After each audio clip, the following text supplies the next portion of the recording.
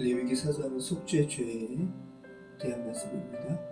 자, 2절에 속죄 제사를 드릴 누구든지는 번제 제사를 드리기 위해서도 부르시거든요. 1장에 거기서도 누구든지 이스라엘 자손 중에 라고 이야기해요. 근데 거기서 나오는 누구든지와는 달라요. 우리 레위기 1장 1절로 2절 말씀 한번 보시죠. 여호와께서 회막에서 모세를 부르시고 그에게 말씀하여 이르시되 이스라엘 자손에게 말하기를 너희 중에 누구든지 여호와께 예물을 드리려거든 가축 중에서 소나 양으로 예물을 드릴지니라. 그래서 레위기 말씀은 와이크라라고 했잖아요. 주께서 부르시는 겁니다. 그래서 정해서 부르시는 게 아니라 죄로 인해서 죽은 아담들을 부르시는 거예요. 그래서 레위기 제가 처음에 이야기했죠. 아담이에요. 여기서 누구든지는 레위기 1장 1절로 2절에. 근데 여기 오늘 우리가 읽은 레위기 4장에서 이 누구든지는 네펫이에요. 그래서 정확하게 창세기 2장 7절 말씀을 여러분이 한번 기억해 보시면 제가 읽어드릴게요. 여호와 하나님이 땅의 흙으로 사람을 지으시고 생기를 그 코에 불어넣으시니 사람이 생명이 된지라. 땅의 흙으로 사람을 지으시고 아담이거든요. 그냥 아담이에요. 죽은 아담이에요. 근데 거기에 하나님의 생기, 내 성화를 불어넣으시니 살아있는 생명이 된지라. 내 펫이 하야가 되었어요. 똑같은 겁니다, 여러분. 그래서 굉장히 중요한 부분인데 생명으로 살아나야 할 아담을 레위기 1장에서 부르시고 그래서 이제 예배자가 되었어. 그 번제로 하나님께 예배드리는 거예요. 그 다음에 그 예배자가 드리는 제사, 그죠? 소제, 그죠? 화목제, 그리고 속죄제 다 예배자를 부르시는 거예요. 그 안에. 그러니까 아담이 아니라 이미 이제 하나님께 예배하게 된 자를 부르시는 거예요. 그게 굉장히 중요한 차이죠. 여러분 기억하시기 바라요. 그 번제를 통해서 예배 회복이 이루어진 자가 나머지 소제로 하나님께 감사드릴 수 있는 것이고, 그죠? 그리고 화목제 드리고 오늘 속죄제 드리는 거. 그래서 오늘 레위기의 제사, 이 속죄제는 하나님께 대하여 살아나는 자, 네펫이 하야 생명이 된 자들이 드리는 제사라는 거 여러분 기억하시기 바라요. 당연한 게 죄로 인해서 죽은 자들이 여호와의 율법을 신경 써요? 여호와의 율법 생각도 안 해요. 그죠? 오늘 그러잖아요. 여호와의 율법에 대해서 그룹하는 자. 속죄제 대상이 하나님께 대하여 살아난 자라는 거 여러분 기억하시기 바라요. 자, 오늘 본문은 속죄 제사를 드릴 이 네 가지 대상에 대해서 제사장, 회중, 방백, 평민 이렇게 네 부류 중에서 제사장의 속죄제에 대한 본문입니다. 그 제사장과 평민과 하나님께 드리는 속죄 제물이 달라요. 제사장은 수송아지인데 오늘 우리가 살펴본 것처럼 평민은 속죄 제사는 암염소나 어린 암양입니다. 앞으로 우리가 살펴보게 되겠죠. 그리고 가난한 자는 번제 제사처럼 비둘기 제사도 가능해요. 자, 그러면 이 말이 의미하는 바가 뭡니까? 그죠? 책임을 많이 맡은 자와 책임이 상대적으로 적은 자를 지금 제물을 차단하고 있다는 거예요. 그러니까 지금 제사장의 책임이 많다는 거죠. 송아지니까. 그죠? 그럼 저와 여러분은 평민이니까 좀 괜찮겠네요 라고 말씀하시면 안 되죠.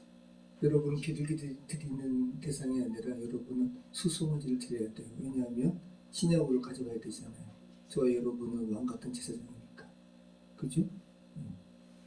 이거 지금 저와 여러분이 하시는 말씀입니다. 제사장의 죄는 이스라엘에서 대중에게 미치는 그 범위가 크기 때문에 그만큼 책임이 더 따름을 속죄 제사의 차등이심 이렇게 보여주고 있습니다.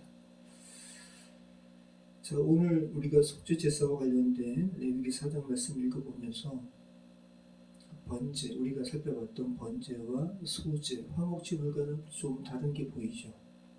어떤 부분이 좀 많이 다른 것 같아요. 피에 대한 요소가 되게 많아요. 피를 뿌리고, 피를 쏟고, 피를 바르고, 그죠? 그리고 속죄 제사로 인해서 파손된 것들이 이동되는 장소도 극과 극입니다. 여호와 비성소의 휘장까지 가고요. 또 거룩한 성막 밖에 죄를 버리는 곳까지. 그러니까 성막 밖으로도 가는 거예요. 거룩한 곳에 아주 핵심인 지성소 바로 앞까지도 가고, 또 거룩한 곳 성막을 벗어난 죄를 버리는 곳까지도 가고, 극과 극이에요. 그 수송아지를 회막문 여호와 앞으로 끌어다가 그 수송아지의 머리에 안수하고 그것을 여호와 앞에서 잡을 것이요, 기름 부음을 받은 제사장은 그 수송아지 피를 가지고 회막에 들어와서, 참 표현이 놀랍잖아요. 아주 구체적이죠. 그 제사장이 손가락에 그 피를 찍어 여호와 곧 성소의 휘장 앞에 7번 뿌릴 것이며, 제사장은 또 그 피를 여호와 곧 회막 안 향단 뿔들에 바르고 그 송아지 피 전부를 회막문 앞 번제단 밑에 쏟을 것이며, 속죄 제물의 피로 제사장이 하는 3가지 행위가 굉장히 의미심장합니다. 휘장 앞에 7번 손가락으로 이렇게 묻혀가지고 뿌리는, 자, 이건 어떤 의미일까요? 여러분 한번 연상해 보세요. 제사장의 죄를 어떤 제사장이 또 이제 그 앞에 진행하겠죠? 그 송아지 피에 손가락에 찍어가지고 지성소 앞에 휘장까지 가가지고 7번 뿌리는 거예요. 이게 지금 어떤 의미겠어요? 여호와께 대한 이 죄를 범한 제사장에 대해서 여호와 앞에서 완전한 대속의 선언을 하는 거예요. 그러니까 지금 정결해진 문둥병자에게 7번 정하다, 그죠? 타해를 외치는 것과 같죠. 정하다, 정하다, 그죠? 자, 그리고 지성소 휘장 앞에 분향단이 있잖아요. 거기에 또 뿔에 또 발라요. 이것은 우리가 예수 그리스도의 중죄를 받게 됨을 또 이렇게 의미합니다. 그리고 참 번제단 밑에 이제 피를 또 쏟는데, 이게 얼마나 많은 양의 피일까요, 그죠? 그를 번제단 밑에 이렇게 쏟아버리는 거예요. 우리의 죄가 속죄 제물의 죽음으로 대속되어지는 걸 상징하죠. 속죄 제물이 된 수송아지의 모든 기름을 떼어냈지니 곧 내장에 덮인 기름과 내장에 붙은 모든 기름과 두 콩팥과 그 위의 기름 곧 허리 쪽에 있는 것과 간에 덮인 커프를 콩팥과 함께 떼어내 화목제 제물의 소액에서 떼어낸 같이 할 것이요, 제사장은 그것을 번제단 위에서 부수는 것이다. 그래서 내장과 관련된 콩팥 또 기름을 이렇게 떼어내는 게 화목제 제물과 같이 떼어내라는 거예요.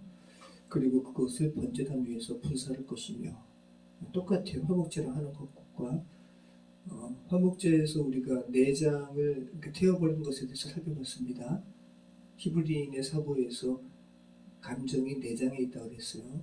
그래서 인간과 하나님 사이를 가로놓는 이 죄로 인한 하나님의 안타까움, 또 인간의 안타까움, 이 감정이, 그죠? 완전히 살라져 버리는 거예요. 여기서 이 불사른다라는 것은 카타르라는 거예요. 맨 밑에 보면 또 똥과, 그죠? 또 번제, 이 속죄 제물의 고기와 가죽을 다 튀어버리잖아요. 거기서도 이 불사른다는 말이 나오는데 그 단어랑 달라요. 그 단어는 사라푼데 여기는 카타르예요. 지금까지 번제, 소제, 화목제에서 이렇게 제물을 태우잖아요. 사르잖아요. 불사르잖아요. 그거랑 똑같은 단어예요. 카타르. 근데 다른 차이가 있는데, 번제와 소제와 화목제에서는 다 하나님께 향기로운 냄새가 되게 한다는 표현이 있어요. 네. 근데 여러분 오늘 말씀 보시면 똑같거든요. 카타르라는 동사를 똑같이 썼는데 하나님께 향기로운 냄새가 된다는 표현이 없어요. 죄로 인해서 죽은 자를 주님께서 부르시고 예배자로 회복해 하시는 것 주님께서 기뻐하시는 거예요. 향기로운 냄새가 되는 거고, 그죠? 그리고 그 예배자가 주님께 감사해서 드리는 소제, 하나님께 향기로운 냄새가 되는 거예요. 그리고 화목제도 마찬가지인데, 여러분 이게 참 의미심장하잖아요. 제가 이 부분 오늘 제가 새벽 3시에 일어나서 이렇게 계속 이렇게 보는 건데, 이 부분이 너무 저한테, 저는 당연히 속죄제에 대한 이 번제물로 하나님께 올려드리는 것도 하나님 앞에 향기로운 냄새가 된다는 표현이 있을 줄 알았는데 그게 없어요. 이게 되게 의미심장하잖아요. 예배자가, 그러니까 하나님께서 부르신 예배자로 이렇게 부르셨는데 그 예배자가 죄를 범하고 이것을 계속하는 것이 주님께서 별로 기쁘지 않은 거예요. 그러니까 우리가 일반 죄된 세상 사람들처럼 죄범하고 또 회개하고 죄범하고 또 회개하는 것을 너무 당연시하면 안 된다는 것을 다시 한번 알게 돼요.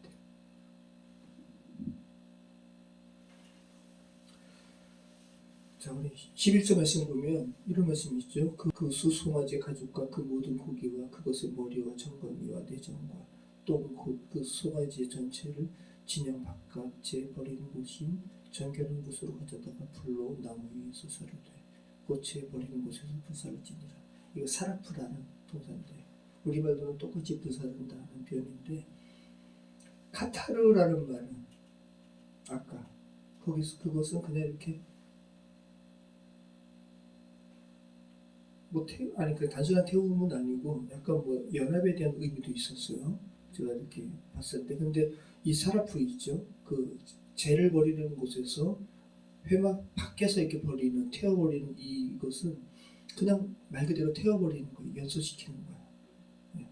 그래서 어디서 처음 쓰였는지 한번 보니까 창세기 11장에서 하나님께 대항해서 하늘 높이 건물을 지은 이들, 근데 바벨탑 쌓은 이들이 벽돌을 굽죠. 벽돌 굽는다는 표현에서 처음 나와서 사라프. 그리고 또 어디 나왔냐면 유다가 며느리 다말이 자신의 아이인지 모르고 아무튼 며느리가 잉태했다는 소리를 듣고 끌어내어 불사르라. 사라프예요. 거기에 이렇게 쓰인 단어고, 그리고 이 속죄 제물과 관련해서 정말 완전히 진영 밖에서 태워버리는, 그러니까 화목 제물과 소제 또는 속죄제에서 하나님께 올려드리는 이 기름이 탄 이 카타르와는 이 사라프가 완전히 다른 단어예요. 근데 예수님의 몸이, 예수님께서 이렇게 영문 밖에서 돌아가셨다고요.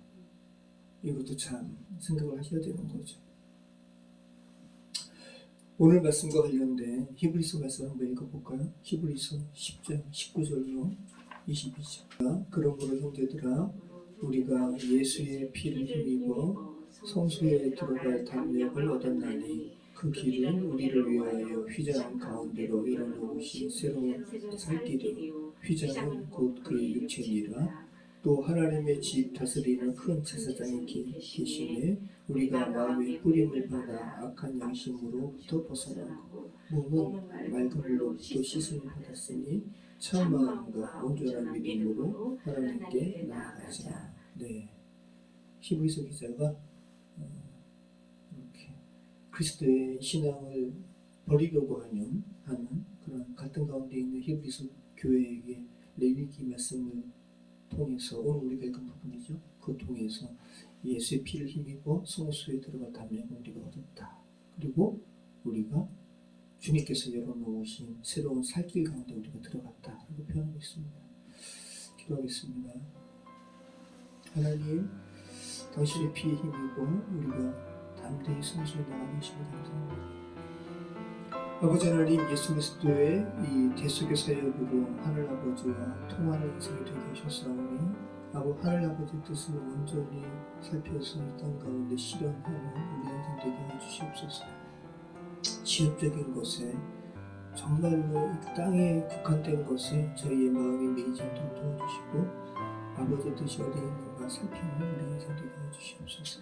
감사드리오며 예수 그리스도 이름으로 기도합니다.